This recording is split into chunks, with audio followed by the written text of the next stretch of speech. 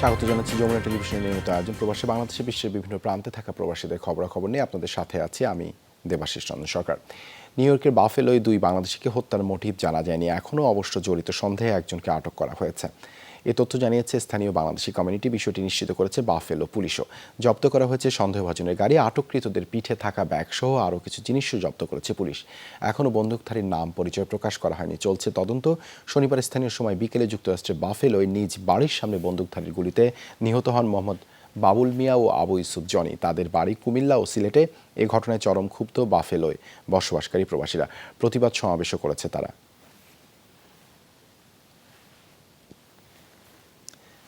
New ইয়র্কের বাফেলোয় জোড়া হত্যাকাণ্ডের ঘটনায় ব্যাপক ক্ষোভ ছড়িয়েছে যুক্তরাষ্ট্রের বাংলাদেশি কমিউনিটিতে। রোববার বাফেলো মুসলিম সেন্টারে বিক্ষোভে অংশ নেন বহু মানুষ। স্থানীয় সময় দুপুরে নামাজের পর হয় প্রতিবাদ সমাবেশ। মুসলিম সেন্টারে উপস্থিত হন বাফেলো শহরের মেয়র বাইরন ব্রাউন ও পুলিশ কমিশনার জোসেফ গ্রামাগলিয়া। বিক্ষুব্ধদের প্রতি শান্ত হওয়ার আহ্বান জানান তারা। আশ্বাস দেন যথাযথ ব্যবস্থা গ্রহণের। বৃষ্টি উপেক্ষা করে মুসলিম সেন্টারের বাইরের সড়কে অবস্থান নেন অনেকে। প্রবাসীদের নিরাপত্তা নিয়ে অনিশ্চয়তায় ক্ষোভ ছাড়েন তারা। 2 বাংলাদেশি হত্যার ঘটনায় বিচার চেয়ে দেন স্লোগান। ফিনল্যান্ড আওয়ামী লীগের উদ্যোগে ঈদ পুনর্মিলনী অনুষ্ঠিত হয়েছে। এতে সভাপতিত্ব করেন আওয়ামী লীগের সভাপতি হুমায়ুন কবির। সভা পরিচালনা করেন সাধারণ সম্পাদক সাখাওয়াত হোসেন। সভায় বক্তব্য রাখেন সংগঠনের সহ সভাপতি মোস্তফা আজাদ বাপ্পি, ডক্টর জহিরুল ইসলাম, যুগ্ম সাধারণ সম্পাদক মুক্তার হোসেন, দপ্তর সম্পাদক সোহেল রানা সহ সিনিয়র নেতারা। আরও উপস্থিত ছিলেন সালমান মাহবুব, মোহাম্মদ হেলাল উদ্দিন, জিয়াউর রহমান, সুমন আহমেদ সহ অনেকে।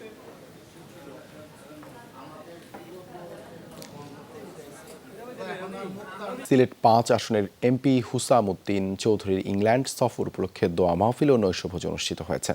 আঞ্জুমানে আল ইসলাহ ইউকের গ্রেটার ম্যানচেস্টার ডিভিশন এবং দারুল হাদিস লাতিফিয়া নর্থ ওয়েস্টের উদ্যোগে আয়োজন করা হয়। এই মাহফিলের নর্থ ইংল্যান্ডের বিভিন্ন শহর থেকে 5 শতাধিক শুভাকাঙ্ক্ষী উপস্থিত হন। প্রধান অতিথির বক্তব্য রাখেন হুসাম উদ্দিন চৌধুরী। এতে সভাপতিত্ব করেন সংগঠনের প্রেসিডেন্ট মাওলানা আব্দুল মতিন। স্বাগত বক্তব্য রাখেন দারুল হাদিস লাতিফিয়া নর্থ ওয়েস্টের প্রিন্সিপাল সালমান আহমদ চৌধুরী। অনুষ্ঠানে উপস্থিত ছিলেন বাংলাদেশের সহকারী হাইকমিশনার কাজী জিয়াউল হাসান, কার্লাইল কাউন্সিলের মেয়র আব্দুল হারিদ এবং কাউন্সিলর আব্দুল জব্বার এমবিই।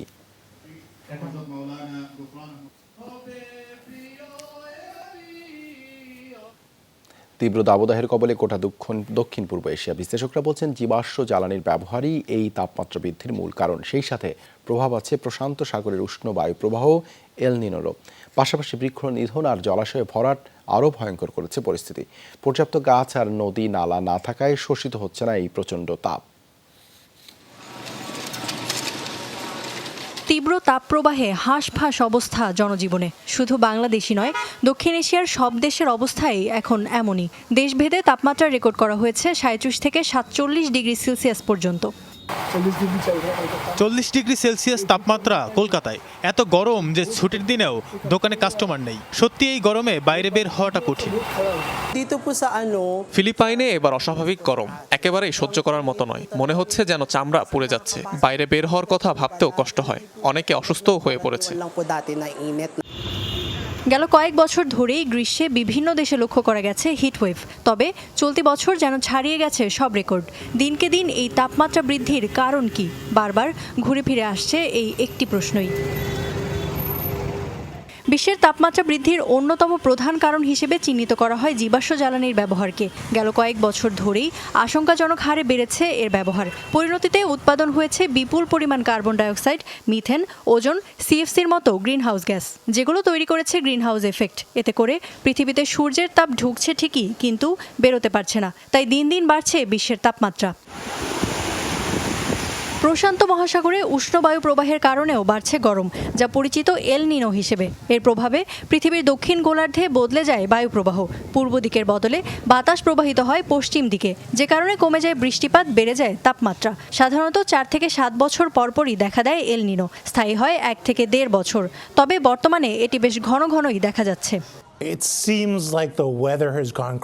শুধু গরমই নয়, শীতের সময় শীতও অতিরিক্ত পড়ে।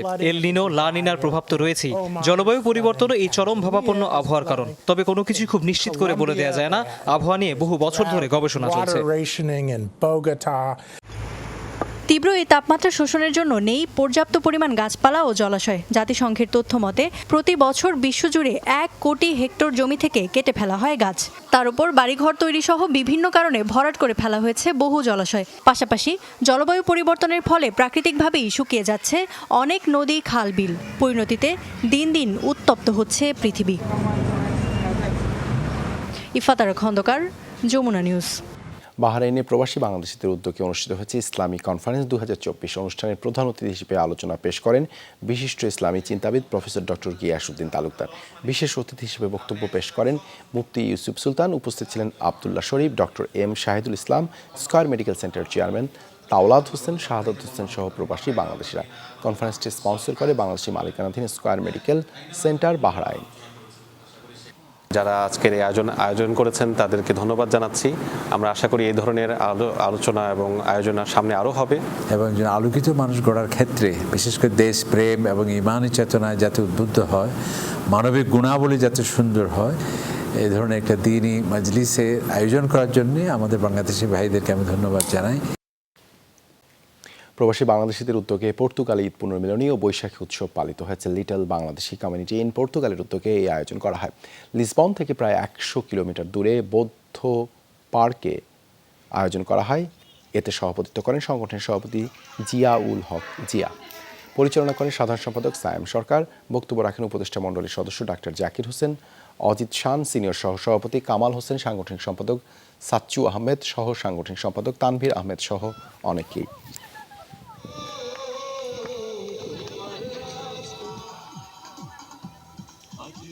সভাপতি জিয়াউদ্দিন ভাইকে তার অক্লান্ত পরিশ্রমে আমাদের এই অনুষ্ঠানটি আমরা পেরেছি। একতাবদ্ধ থাকতে পারি, সবাই সবাইকে রেসপেক্ট করতে পারি এবং এভাবে আমরা এই প্রোগ্রামের মাধ্যমে আমাদের কমিউনিটির সফলতা অর্জন করতে পারি। এই ছিল প্রবাসী বাংলাদেশে এতক্ষণ সাথে থাকার জন্য ধন্যবাদ সবাইকে।